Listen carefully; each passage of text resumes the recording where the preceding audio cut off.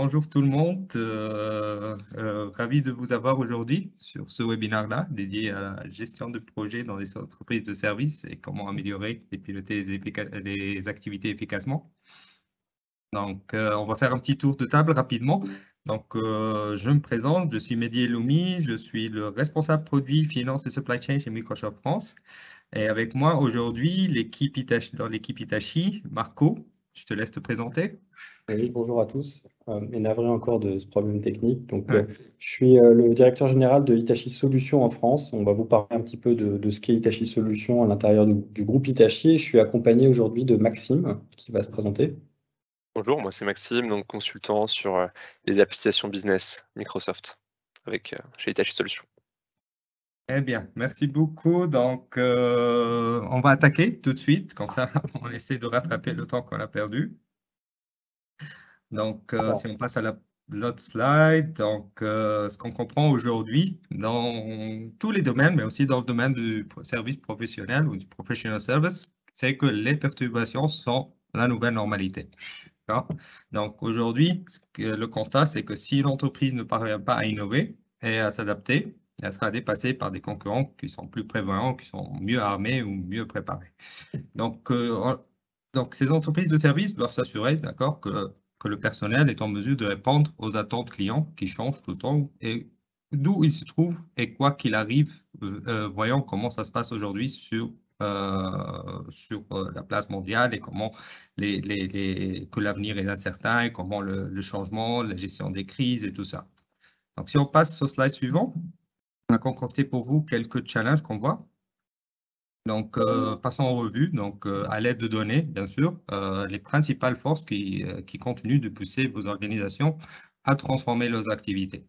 Donc, la première, c'est que le marché des services professionnels a à peine progressé les 2 dernières années. Donc, les clients ont eu du mal à poursuivre leurs opérations et ont mis en attente toute nouvelle dépense. On s'attendait que l'année 2022 devrait être une année faste, d'accord, où les clients essaient de se réorganiser leur opération et d'adapter à la nouvelle normalité, mais 2022 aussi apporte de nouveaux challenges comme on le voit. Donc aussi, on a vu que voilà, désigner des employés chargés de dialoguer régulièrement avec les clients et les principales parties prenantes, c'est essentiel.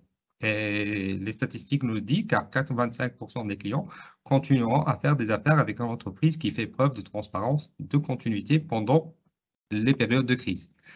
Aussi, on a vu que le pipeline de vente, de sales, donc c'est un facteur commercial extrêmement important pour les organisations. Et si vous êtes personnellement confronté à ce problème, c'est que vous n'êtes pas les seuls, parce qu'on voit que les résultats d'une enquête aussi qu'on a faite montrent que les personnes interrogées ont classé l'amélioration du pipeline ou des process de vente au premier rang, le classe au premier rang de leur priorité, suivi de la visibilité, de l'affectation des ressources, de la précision, de l'applicabilité. Donc, une meilleure visibilité aiderait bien sûr ces commerciaux à être plus efficaces dans l'entonnoir des ventes et à mieux identifier les opportunités de développement des relations actuelles et futures. Aussi, une autre enquête a révélé que 81% des personnes travaillant dans le développement des affaires, dans le secteur des services professionnels, ont dû s'adapter rapidement à de nouvelles méthodes de vente et 91% affirment que les conditions économiques actuelles qu'on rencontre ont d'importantes anticipations des besoins clients. Donc, comme je disais, donc, vu tous ces challenges-là, donc, on voit qu'il y a une dimension financière, il y a une dimension opérationnelle et il y a une dimension de vente. Et avec nous, aujourd'hui, Hitachi, en tant que société de services professionnels, vont partager avec nous comment ils ont pu faire face donc, à ces perturbations-là, comment ils ont pu gérer plus efficacement leur opération pour répondre plus efficacement à leurs besoins, aux besoins de leurs clients et de améliorer leur vente, mais aussi de fidéliser leurs clients et de les garder. Donc, je vous laisse la parole, Marco et Maxime. Merci Mehdi. Donc, comme l'a dit Mehdi, nous sommes une société de services professionnels à l'intérieur du groupe Hitachi qui a de multiples activités et qui est en train de se recentrer sur les métiers de la transformation numérique. Et je vais vous présenter Hitachi en quelques mots, mais un des problèmes principaux qu'on avait, c'est que chez Hitachi Solutions, on a une couverture globale avec des équipes dans pas mal de pays. Et on avait besoin en fait d'un système intégré qui est capable de prendre en charge tous les aspects opérationnels et financiers de nos activités, avec plusieurs entités juridiques dans différents pays et toute une cascade au niveau des remontées financières. Ça présentait des difficultés pratiques pour la mise en place de cette solution. Et puis vraiment, j'insiste sur le côté opérationnel. On voulait quelque chose qui nous aide à plusieurs niveaux. Donc que ce soit au niveau des consultants, des chefs de projet qui délivrent ces projets pour nos clients, jour après jour, du management avec une vue opérationnelle au niveau des différentes practices. Est-ce que les consultants sont occupés? Est-ce que on est en train est-ce qu'on est en bonne voie sur les projets qui sont en cours? Donc un niveau d'agrégation pour le management. Et puis bien sûr aussi une vue comptable. Est-ce que l'ensemble des projets et donc ce gros bout de notre PNL, puisque notre activité c'est essentiellement de conduire des projets, s'aligne bien avec le reste de notre comptabilité. Donc on va vous parler un peu de tout ça. On a coutume de dire que c'est toujours moi j'ai plus de 20 ans d'expérience dans le conseil et dans l'intégration de systèmes. Et on dit toujours que c'est le cordonnier le plus mal chaussé. Quand j'ai pris mes fonctions il y a un peu plus d'1 an chez Hitachi Solutions, j'ai eu le plaisir de trouver une solution qui fonctionne bien, dont je me sers quotidiennement. Et on va vous présenter un petit peu comment ça fonctionne avec Maxime. Alors d'abord, juste pour que vous compreniez un peu qui on est et ce qu'on fait, Hitachi Solutions, on est partenaire exclusif de Microsoft. Donc on fait du conseil et de l'intégration de solutions Microsoft Business Apps pour nos clients. Donc il nous arrive d'ailleurs de mettre en place le genre de solution qu'on va vous montrer. On l'a fait à plusieurs reprises en Europe. Donc on a des clients dans votre secteur professionnel services. Aujourd'hui, je ne vous parle pas en tant que consultant ou prestataire de services, mais vraiment en tant que entreprise qui s'est infligée à elle-même la construction de cette solution avec toutes les briques Microsoft.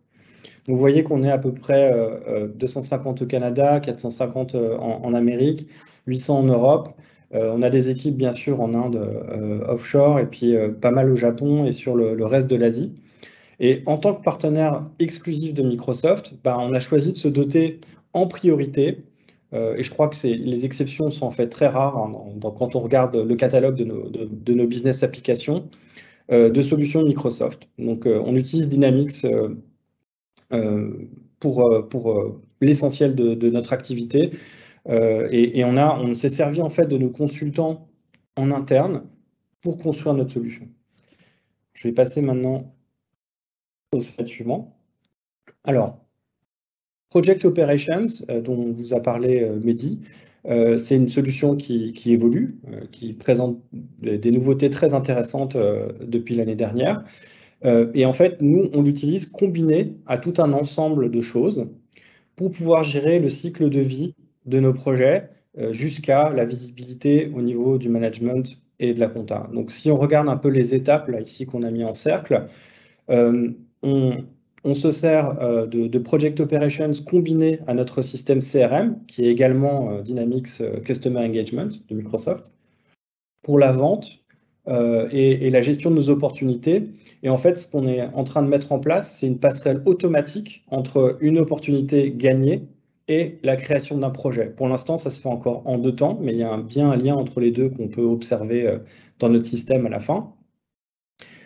Chaque projet est un peu différent, mais on a des templates, on va vous montrer ça avec Maxime. Donc on a des projets qui sont en régie, on a des projets au forfait, bien sûr, et pas mal de variantes autour de ça sur la façon dont ils sont estimés et la partie pricing.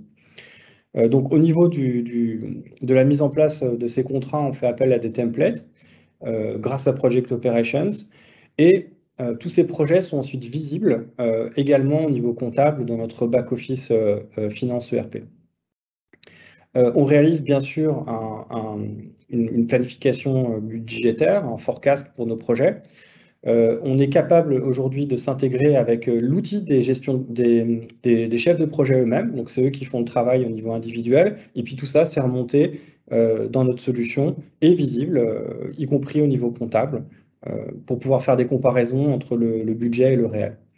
Donc tout ça est intégré avec les solutions Microsoft Project et Excel. C'est extrêmement facile de faire des uploads de nos données, comme on va le voir tout à l'heure. Il y a la gestion des ressources. Donc tous les consultants sont créés en tant qu'individus et ressources pour les besoins de la gestion de projet. Existe donc dans Project Operations. On est intégré avec nos feuilles de temps, ce qui nous permet de récupérer en fait toute la partie coût et la partie facturation quand la facturation se fait sur la base des temps passés. On a mentionné ici Power Automate parce qu'on a mis quelque chose en place pour éviter qu'on ait trop de feuilles de temps qui soient pas soumises par les consultants à temps. Nous, on le fait chaque semaine, hein. Donc, on a un robot qui tourne et qui repère en fait les feuilles de temps manquées et qui envoie un Teams et puis un email aussi à la personne qui aurait oublié la deadline pour pouvoir corriger la situation rapidement. On gère bien sûr les notes de frais. Donc, on a une partie de nos frais qui sont refacturables et puis une autre partie qui ne l'est pas. Mais tout ça est géré par la solution. Et on peut donc récupérer, vous voyez en étape 7, au niveau de la facturation de nos clients, tous les éléments qui doivent être facturés. Donc, ça peut être sur la base de jalons pour les projets au forfait, sur la base des temps passés avec les feuilles de temps. Et puis, bien sûr, les frais refacturables. Derrière, il y a une intégration au niveau comptable avec le back-office qui se fait en temps réel. Donc, il n'y a vraiment aucun décalage. On n'a pas besoin d'attendre un batch la nuit ou bien certaines étapes qui se feraient une fois par mois. Donc, tout est fait en temps réel. On peut le regarder au jour le jour au niveau de nos reports et de l'analyse de la performance. Donc, on se sert bien sûr de Power BI pour les tableaux de bord. Et la plupart des écrans qu'on va vous montrer aujourd'hui sont issus de cette partie tableau de bord et pilotage. Voilà, donc je passe à la suite. On a du temps pour les questions, mais si vous avez des questions au fil de l'eau, n'hésitez pas à les poser. Moi, malheureusement, je crois que je ne peux pas voir les mains se lever, donc j'espère que mes collègues Maxime et Mehdi de Microsoft... Non, on est en train de suivre la file des questions. S'il y en a une, informe-moi. Super. Alors, on n'a que 2 slides, hein, je vous rassure, on va passer sur la démo très rapidement. Mais juste quelques points clés à retenir sur ce qu'on a pu tirer de cette solution. On va le voir tout de suite avec Maxime assez rapidement, mais on a également intégré en fait les compétences clés de nos consultants dans l'outil, ce qui nous permet de gérer toute la partie ressource management directement dans l'outil.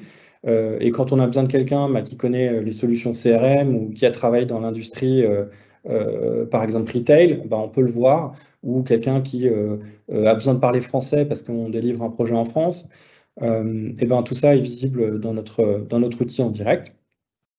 On a une planification prévisionnelle des ressources qui est plus performante et on a pu constater une amélioration au niveau de notre taux de chargeable, notre taux d'utilisation au niveau européen. Alors c'est important parce qu'aussi, comme on a des projets qui mobilisent des ressources qui viennent de différentes régions parfois, ou en tout cas de différents pays. Avant, on n'avait pas de système harmonisé, donc on avait du mal à savoir en fait quand quelqu'un était prêté sur un projet dans un pays étranger, on ne le voyait pas directement. On était obligé de faire des demandes par mail. Aujourd'hui, tout est visible par tout le monde. Donc un projet, par exemple, qui est fait avec des Américains et des Anglais pour un client français, comme j'en ai actuellement, tout le monde peut le voir et tout le monde peut voir qui est mobilisé dessus. Les consultants américains, indiens ou anglais sont tous disponibles dans le système et on peut voir qu'ils sont mobilisés sur un projet. La réduction du temps nécessaire au contrôle à la validation des feuilles de temps, on en a parlé, c'est évident puisque tout est intégré. On chasse sans merci avec des robots ceux qui ne feraient pas leurs feuilles de temps le moment venu, et surtout lors des clôtures mensuelles. Et puis donc la réduction du temps administratif lié à la gestion des projets. Aujourd'hui, en gros, on a le chef de projet qui gère ses jalons, qui est responsable et qui est incentivé là-dessus, et tout se fait dans l'outil. Donc derrière, on a juste un pilotage au niveau du management, on va le voir tout à l'heure. Quand un projet prend du retard ou on voit que l'estimé d'atterrissage commence à être un peu moins bon, on peut réagir tout de suite parce qu'on le voit immédiatement et on n'est pas obligé d'attendre des infos que personne n'aurait saisies.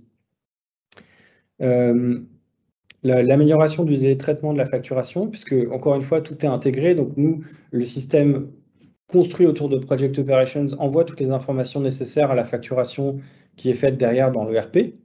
Et les factures sortent et avec des informations qui correspondent. Donc, il n'y a pas de surprise. Hein. Il n'y a pas de traitement manuel des factures. Et on est capable de gérer aussi quand il y a des notes de crédit à faire ou il peut y avoir de temps en temps des contentieux sur les facturations. Tout ça est géré de façon intégrée et toujours raccroché au projet. Donc, on n'est pas déconnecté en fait entre notre facturation et la gestion des projets, et tout est lié et visible dans le même outil. Et puis, bien sûr, une visibilité consolidée de tous nos KPI en temps réel.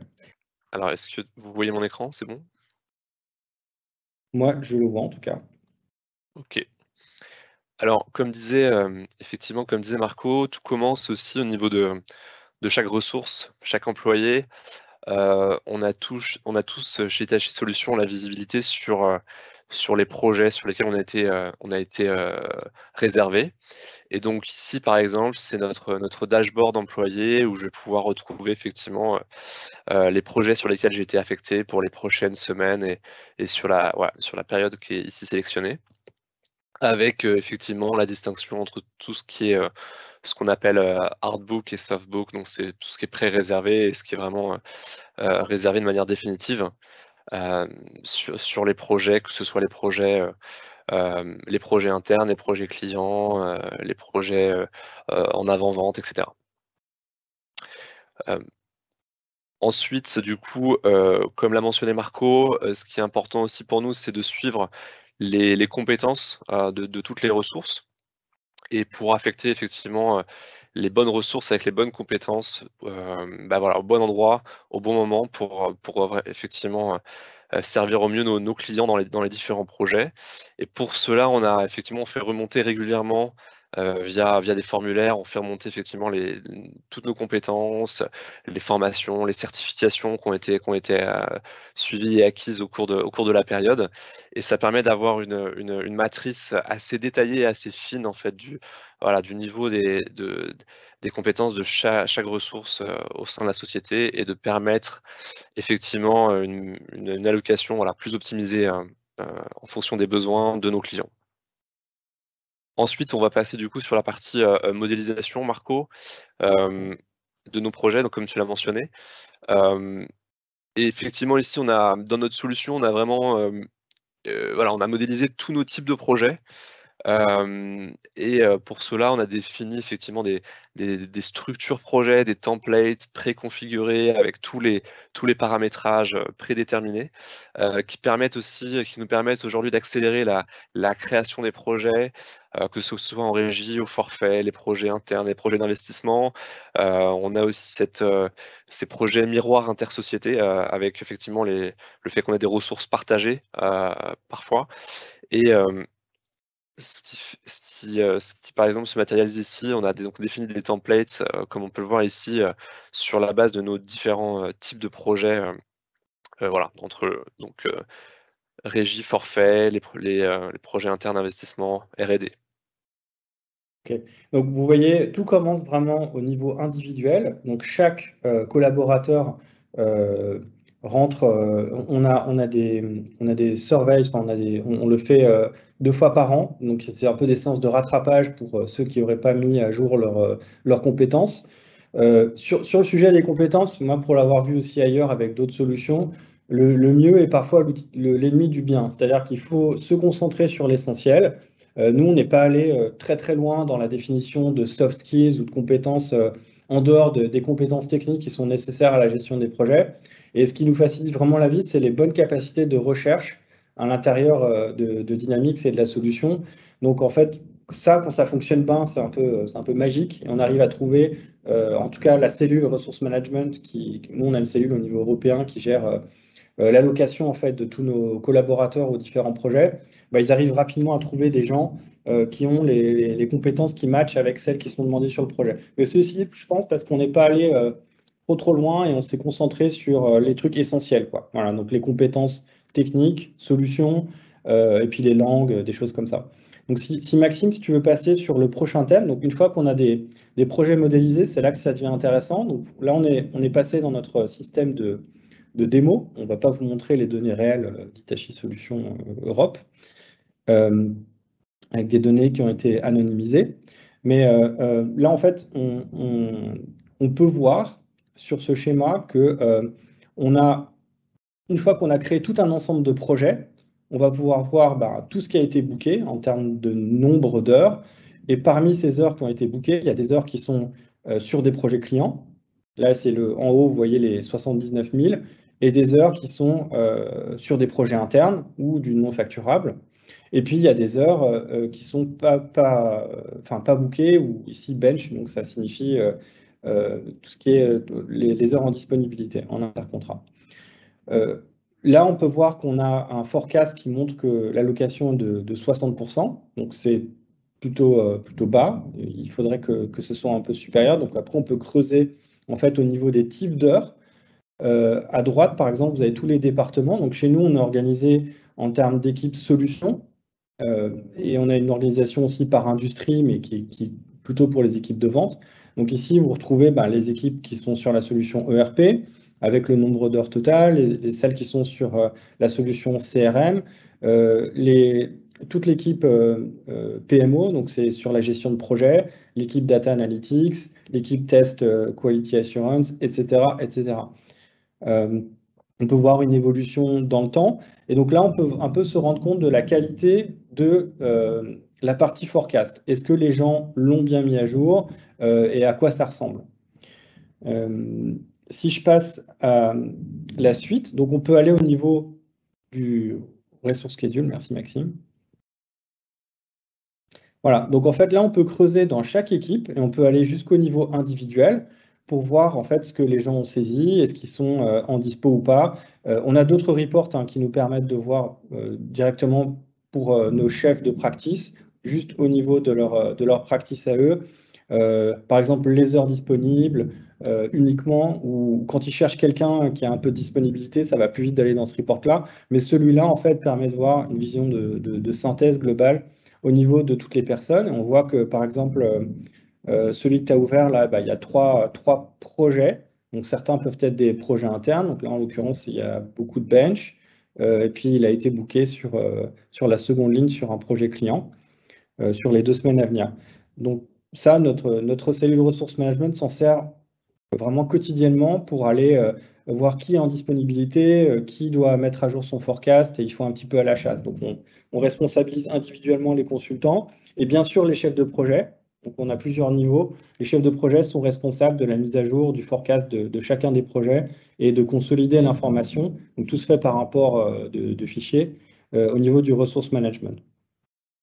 Alors ensuite, donc maintenant qu'on a un forecast, donc on a une vue dans le futur, on va récupérer des heures réelles qui nous viennent par les feuilles de temps qui sont saisies chaque semaine par nos consultants. Et là, donc pour cette partie transactionnelle, un des challenges qu'on avait, c'était bien sûr de récupérer, d'essayer de faire la chasse à tout ce qui est feuilles de temps manquantes, ou est-ce qu'il y a des heures qui n'ont pas été chargées sur quelque chose. Donc on a un report ici qui nous était surtout très utile au début, mais qui nous permettait d'aller voir pourquoi un tel ou une telle n'avait pas mis les 40 heures qu'il a sur la semaine sur quelque chose. Et on peut ensuite voir en fait par projet, ensuite dans la deuxième colonne, vous voyez par projet là où est-ce qu'on a reçu le plus d'heures. Bien sûr, tout ça, en fait, on peut le voir au niveau global, mais on peut affiner pays par pays, on peut affiner équipe par équipe, et chaque personne en fait dans l'organisation s'en sert un petit peu à son niveau avec les bons filtres qui peuvent ensuite être sauvegardés. Et en fait, tout le monde n'a pas une vue globale sur toute l'Europe et sur tous les pays. Voilà. Le même report peut nous servir dans tous ces cas de figure. Donc moi, dans ma version, par exemple, que je regarde le lundi matin, c'est uniquement les données des consultants France et des projets qui sont en France qui m'intéressent. Alors, ensuite, je regarde ma liste. Donc, ce que va vous montrer Maxime, alors c'est intéressant, on n'en a pas encore parlé, mais on a aussi des sous-traitants, même si nous, par rapport à d'autres acteurs dans l'industrie, on utilise assez peu de sous-traitance. On est plus dépendant nos centres de delivery en Europe qui sont au Portugal et en Bulgarie. Et finalement, on a une part de sous-traitance qui est assez faible. Néanmoins, on en a. Et un truc qui a été mis en place, surtout pour nos collègues anglo-saxons, c'était s'assurer en fait de la justesse des factures des sous-traitants. Parce que avant, les sous-traitants nous avaient des factures, c'était très dur de matcher en fait avec ce qui se passait réellement sur les projets. C'était beaucoup de boulot pour les chefs de projet, c'était beaucoup de boulot pour la compta. La partie compta fournisseur qui, eux, recevaient la facture, bah, ils ne connaissent pas les projets. Donc, vous pouvez imaginer que c'est toujours difficile et ça prend du temps à tout le monde.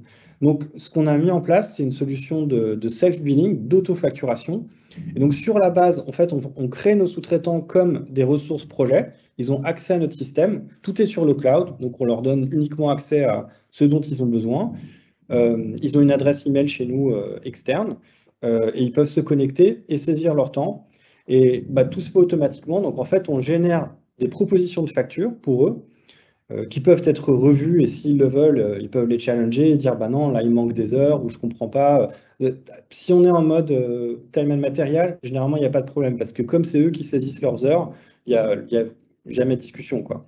En revanche, sur des projets où on a d'autres types d'arrangements, il peut arriver qu'on ait des allers-retours, mais c'est plutôt rare parce que généralement quand on achète notre sous-traitance, on l'achète sur ce mode-là. Et donc ça génère une proposition de facturation.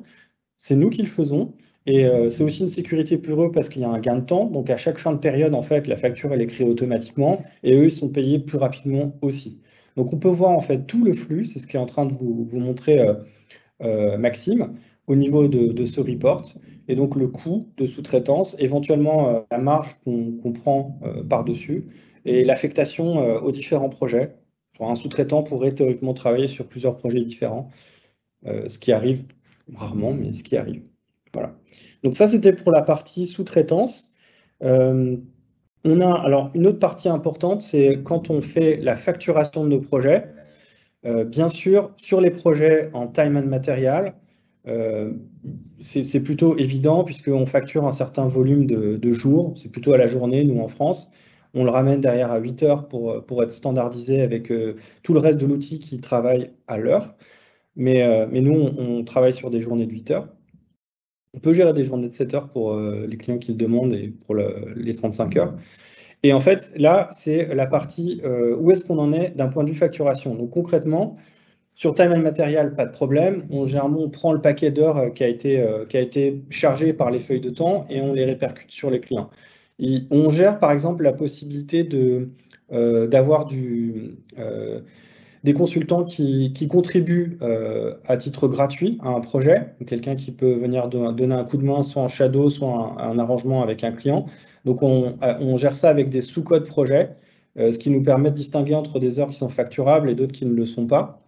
Et tout est traité automatiquement. Là où il y a une vraie difficulté, c'est bien évidemment pour les projets au forfait, où on a un décalage, et il y a toute la partie reconnaissance du revenu en compta, entre ce qu'on peut éventuellement facturer, mais ce qui est reconnu comme un revenu en comptabilité.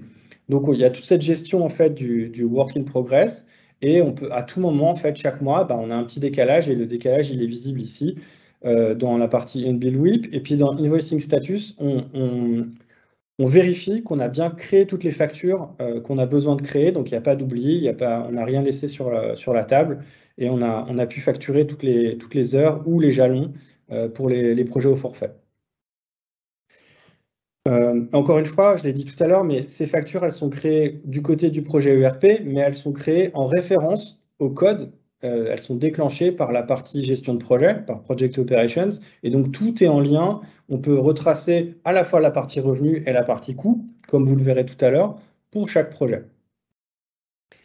Je regarde mon fil conducteur.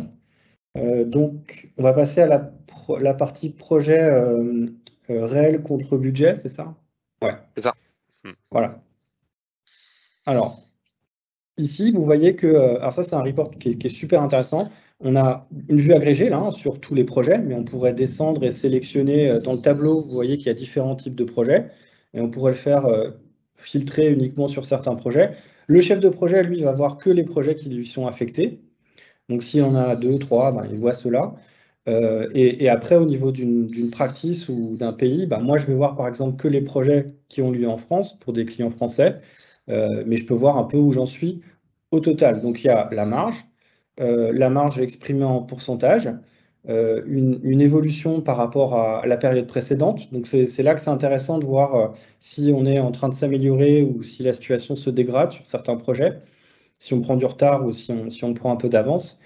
Et puis, le forecast qu'on avait saisi précédemment. Donc vous voyez qu'ici, sur l'exemple qu'on vous montre, le forecast qui a été fait initialement pour tous les projets qui sont montrés, il était de 57% de marge, et en réalité, on est descendu à 48%. Donc c'est vraiment pas bien. Encore une fois, c'est des données fictives.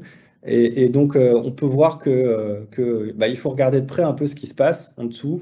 Sur quel projet est-ce que j'ai une dégradation, et on peut aller faire un drill down dans ces projets pour aller trouver. Et moi, bien sûr, dans ce cas-là, ce que je ferai, c'est que j'aurai une discussion avec le chef de projet concerné et je lui demanderai ce qui se passe. Voilà. Alors ensuite,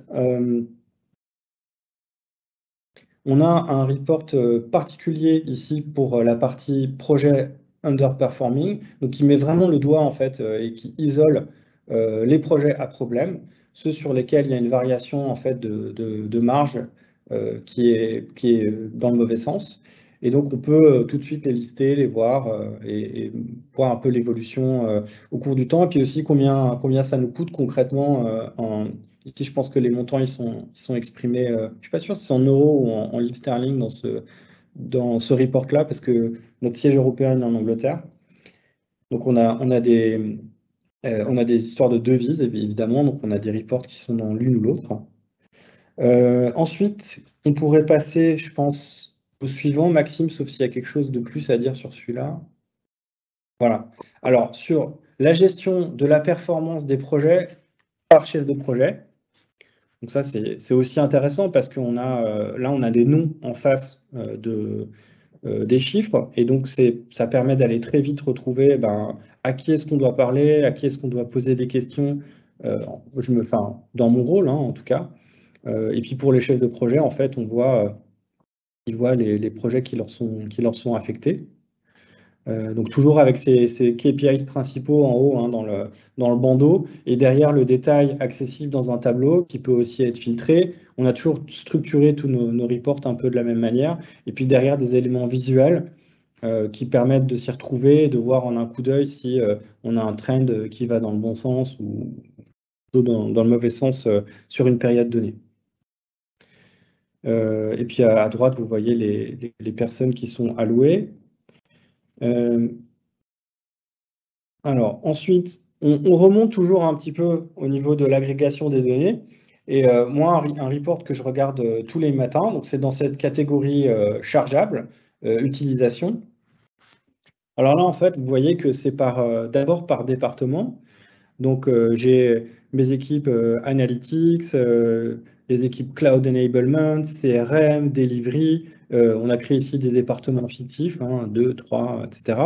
Mais en gros, je peux regarder tout de suite en un coup d'œil avec l'aide des petits icônes là, si je suis à peu près dans les clous en termes de taux de chargeable, s'il y a une évolution positive ou pas. Donc vert, ça signifie qu'on est au-dessus de la target. Jaune, on est dans une zone de tolérance autour de la target. Et rouge, on est en dessous de cette zone. Donc concrètement, là, je sais que sur l'équipe Delivery, vous le voyez, si tu recliques sur ouais.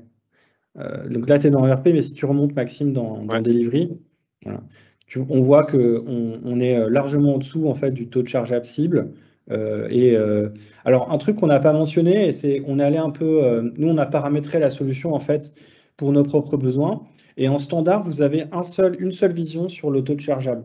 Mais nous, on voulait en avoir deux parce qu'on voulait avoir une vision qui est purement en termes d'heures facturées à nos clients. Donc, c'est le vrai chargeable pour certains d'entre vous dans ce métier-là. Et puis, on en a une autre où, en fait, on a ajouté les contributions aux projets et aux opportunités. Parce que dans notre mode de gestion, en fait, on fait travailler des consultants, les plus seniors d'entre eux, mais sur des opportunités, et on leur crédite, en fait, la moitié du temps comme étant envers leur objectif de chargeable. Donc on a une vision utilisation B, c'est pour ça que vous voyez 2 colonnes, hein. Il y a utilisation A et utilisation B. Les consultants, eux, ils sont récompensés en quelque sorte sur utilisation B, puisque ça inclut en fait leur contribution sur des cycles de vente et sur la gestion des opportunités. Et on a aussi une vision un peu plus réduite vraiment aux heures facturées à nos clients sur la colonne utilisation A, qui est importante aussi pour nous, pour le management, parce que c'est ce qui génère derrière réellement du revenu, quoi. Mais bon, ça a été, il y a un petit développement pour étendre en fait les capacités de la solution standard et de faire correspondre à nos besoins. Donc là, vous voyez qu'on a les heures, c'est aussi exprimé en jours, le chargeable, les taux et un graphique sur la partie droite où on peut voir en fait avec des couleurs la partie heures facturées en rouge, la partie sur des projets internes, une partie bleue sur des projets d'investissement qu'on pourrait faire par exemple pour la création de nouvelles offres go-to-market sur lesquelles on s'est mis d'accord sur un certain budget.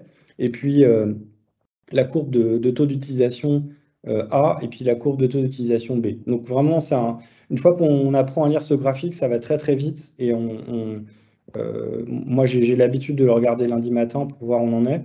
Parce que généralement, en fin de semaine, on a les feuilles de temps qui sont mises à jour et je peux tout de suite voir où on en est. Alors ensuite, sur mon fil, on a... alors, on voulait vous montrer aussi que à la fin de la journée, tout ça, c'est intégré au niveau de notre comptabilité générale. Donc, c'est un vrai luxe pour notre DAF. En fait, il n'y a pas grand-chose à faire parce que tout se fait automatiquement. Et en plus de ça, en fait, on a créé au niveau de chaque projet vraiment une décomposition avec une espèce de mini PNL et mini bilan qui... si je le lis de gauche à droite, Maxime, tu veux peut-être le commenter, toi tu sauras faire mieux que moi, parce que tu es un financier de base. Si tu veux. Effectivement, là, c'est ce qu'on a voulu créer dans ce graphique, c'est une vision comptable globale, à la fois bilancielle et compte de résultats, qui est totalement, qu'on peut vraiment avoir au niveau du projet. Donc là, l'idée, c'est qu'on a vraiment on a accès à toutes les données comptables et à la fois toutes les données de la comptabilité projet, et ce qui permet d'avoir cette décomposition avec toutes les dimensions analytiques et de pouvoir modifier selon les besoins tous les filtres, tous les critères pour avoir la vision agrégée qu'on souhaite. Donc là, pour la France, pour ensuite aller voir la partie analytique de data. Ensuite, après, on peut avoir, on accède toutes les décompositions. Je peux même choisir d'autres filtres. Donc, on a vraiment un niveau très, très, très fin d'analyse et qui permet d'avoir cette réconciliation en fait totale, complète entre la compta et ma partie projet opérationnel, en temps réel. Ok, merci beaucoup Maxime. Je regarde un peu où on en est en termes de temps, on est pas mal. Donc, on vous laisse ménager un petit peu de temps pour vos questions. Peut-être juste donc en conclusion par rapport à cette démo ce qu'on a fait. Nous, on a entamé ce parcours il y a déjà 3 ans. Au début, ça allait assez lentement. Et la partie qui a été construite en premier, c'est la partie ERP. Celle-ci, elle est partagée par tout le monde au niveau mondial. Et donc, ce qui veut dire aussi que pour les évolutions, on est un peu contraint par le fait que ce soit une solution globale. Donc, quand on veut faire des exceptions, la localisation, il faut le justifier. On n'en a pas vraiment besoin aujourd'hui. Enfin, il n'y a pas eu de demande particulière pour la France. On a fait récemment, on a demandé des exceptions pour la gestion des absences parce qu'on voulait l'intégrer. Et qu'on ait automatiquement aussi pour la partie payroll qui est externalisée chez nous, mais qu'on ait un moyen facile en fait de repérer les demandes d'absence et tout ce process-là. La partie CRM chez nous, elle est intégrée et elle est propre à l'Europe. Ce sur quoi on est en train de travailler, c'est l'automatisation en fait du moment où on marque une opportunité comme gagnée pour que ça génère toute la partie projet. Aujourd'hui, il y a une étape manuelle. Bon, elle est relativement simple, mais de toute façon, on a besoin d'input du chef de projet. Donc, on a une passation de témoins en fait entre l'équipe sales et l'équipe delivery. Et c'est à ce moment-là qu'on se met d'accord sur la vision définitive qui est contractuelle, hein, qui correspond à ce qu'on a signé avec le client, mais la marge prévisionnelle, la facturation prévisionnelle, comment ça va fonctionner, est-ce qu'il y a des jalons, c'est quoi les dates, etc., etc. Donc, c'est pour ça que l'étape manuelle n'est pas trop gênante, mais on aimerait bien que ça nous génère au moins toutes les structures au moment où c'est marqué en win pour accélérer un peu ce passage de témoin. Et voilà, donc c'est une solution qui va continuer à évoluer dans le temps. Nous, on est aujourd'hui très content de ce qu'on a en termes de visibilité. Moi, en gros, ça me prend, en tant que manager, je ne sais pas si certains d'entre vous sont dans cette position, mais ça me prend littéralement pas plus d'une demi-heure par semaine, ce qui est très peu, hein, de à la fois regarder où j'en suis, faire la chasse à peut-être les 2-3 cas qui sont bon, où le forecast peut-être n'a pas été mis à jour, etc. Donc c'est vraiment un grand confort pour moi d'avoir cette solution aujourd'hui. Voilà. Donc s'il y a des questions, n'hésitez pas. Merci beaucoup, Marco. Donc, je pense qu'il y avait une dernière question qui était les axes d'amélioration, mais vous avez déjà répondu sur quoi vous êtes en train de travailler maintenant. Ce que je peux vous demander aussi, c'est dire aujourd'hui pour les personnes qui étaient là ou pour les personnes qui regarderont plus tard le webinaire en mode on demand. C'est quoi le call to action, comment ils peuvent travailler avec vous s'ils veulent, c'est-à-dire implémenter aussi une transformation digitale de leur façon de gérer leurs projets. Voilà, donc nous, on est à la fois, bon, on s'est infligé cette transformation à nous-mêmes, donc on a beaucoup appris en le faisant, et on a décidé en fait de packager un petit peu une offre il n'y a pas de coût de licence supplémentaire, hein, c'est tout se fait avec la solution standard Microsoft, mais en revanche, on a un accélérateur. Donc, on appelle ça Essentials for Professional Services. Et on est capable de proposer une solution avec tout un ensemble, un setup déjà de base qui va correspondre plus ou moins bien à vos besoins et qui est un très très bon point de départ pour accélérer la mise en place de cette solution. Je voulais rappeler aussi que cette solution elle est modulaire, c'est-à-dire que vous pouvez très bien avoir un ERP qui n'est pas Dynamics, un SAP, un Oracle, un Sage ou que sais-je. Et on peut s'intégrer avec un back-office comptable qui est déjà en place, il n'y a aucun problème, et retenir que la partie Project Operations, créer des interfaces. Et puis, ou alors vous pouvez le faire en 2 temps. Donc peut-être que vous envisagez de mettre en place à terme aussi l'ERP de Microsoft sur le cloud. On peut faire l'un puis l'autre. Donc on a vécu en fait ces différents cas de figure avec nos clients et on sait les gérer. Voilà. Idem pour la partie CRM ou Power Platform dont nous on se sert pour automatiser certaines tâches comme la chasse aux feuilles de temps manquantes, hein, dont on a parlé tout à l'heure. Donc ça, c'est des choses qui sont déjà prêtes sur étagère et qu'on peut proposer très rapidement à nos clients qui veulent travailler avec nous sur la mise en place de ce style de solution.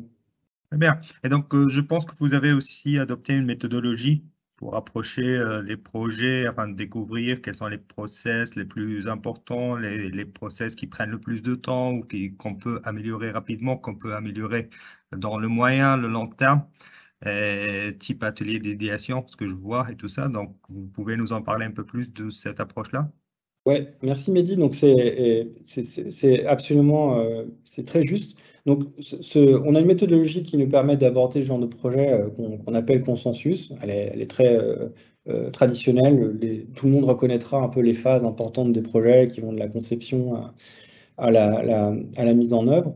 Mais effectivement, ce qu'on aime bien faire avec nos clients, c'est pour faciliter le cadrage et aller très vite. C'est travailler sur un atelier d'idéation ensemble pour bien identifier en fait les attendus du projet, ce qui va vraiment dégager de la valeur, et comme ça on va pouvoir se focaliser là-dessus. Donc plutôt que de se lancer bien en tête, oui j'ai besoin de la gestion de projet dans mon entreprise parce que j'ai des problèmes, cet atelier d'idéation permet justement de lister les axes sur lesquels on va travailler ensemble et sur lesquels en fait on va vraiment fonder le succès du projet par la suite. On n'a pas besoin forcément d'avoir des KPIs et un suivi d'un ROI, ça peut arriver, hein, parfois c'est très important, mais il y a d'autres cas de figure où simplement cet atelier permet de dégager les grands axes sur lesquels on va travailler ensemble, quels sont les facteurs clés de succès du projet, peut-être aussi de voir certaines limites. On a certains clients qui ont très peu de disponibilité, qui ont peu de gens accordés à la gestion du projet. Donc on se met d'accord sur qui fait quoi et comment on va remplir en fait ces rôles essentiels de part et d'autre pour mieux travailler ensemble et arriver à un résultat très rapidement. Très bien, merci beaucoup. Donc, j'aime bien cette idée d'atelier d'idéation. Commencer toujours par ça donne plus de visibilité sur ce qu'on veut atteindre et ce qu'on veut faire sur le long et moyen et court terme. Ça, c'est très intéressant. Donc, les personnes intéressées peuvent vous joindre, c'est ça, pour déclencher avec vous ou commencer avec vous un atelier d'idéation. C'est assez straightforward, assez rapide. Est-ce que ça a un coût? Alors, en fait, on a des possibilités en fonction des situations. On a aussi parfois la chance d'obtenir des financements avec Microsoft. Donc, essentiellement, ça revient à faire une partie de cadrage gratuitement pour nos clients. C'est assez fréquemment le cas. Donc, c'est des choses dont on discute tout au début. Donc là, vous avez un QR code qui vous donne un peu ensuite les étapes sur comment ça se passe. Et de toute façon, bien évidemment, on passera un peu de temps à se mettre d'accord sur les grands objectifs du projet. On est toujours, nous, à la recherche, en fait, dans ce genre de programme, ce qu'on constate, c'est que c'est quand même des transformations lourdes. Ça touche souvent les forces vives, hein, parce que vous faites du service comme nous, et on va toucher toute une population qui nous fait vivre, quoi. C'est le moteur de l'entreprise. Donc, on sait que les problématiques liées à l'adoption de la solution sont très importantes. Et la chance qu'on a, c'est de travailler avec des solutions Microsoft qui sont très ergonomiques et qu'on peut étendre avec des choses comme Power Platform, créer des Power Apps sur toute la partie automatisation qui généralement, enfin la solution elle-même facilite l'adoption. Donc ça, c'est vraiment un grand luxe par rapport à d'autres solutions du marché où ça peut être plus compliqué, plus difficile de convaincre les gens d'utiliser la solution. Là, nous, les feuilles de temps, tout se passe bien. La saisie des frais, on a beaucoup accéléré par rapport à ce qui se passait avant. Je pense que l'ergonomie et les qualités vraiment intrinsèques de la solution aident beaucoup à l'adoption et à faire des quick wins. Voilà. Très bien. Donc, je vois qu'on touche à la fin du temps réparti pour ce webinaire-là. Merci beaucoup pour les insights que vous avez apportés, le partage d'expérience que vous avez pu partager avec l'audience. Donc, dernier mot, je pense que voilà, Hitachi est un partenaire Microsoft, mais aussi c'est une entreprise à la base de services professionnels. Et donc, vous pouvez bien sûr vous rapprocher d'eux pour vraiment comprendre comment ils ont bien mené à jour cette transformation digitale, comment ils ont pu implémenter les bonnes solutions pour pouvoir piloter leurs activités plus efficacement. Donc, merci beaucoup, Marco et Maxime, pour cette présentation et ces insights-là. Et heureux de vous retrouver pour notre webinaire prochainement, peut-être. Merci Mehdi, merci Maxime. À très bientôt. bientôt. À très bientôt. Au revoir. À très bientôt. Au revoir.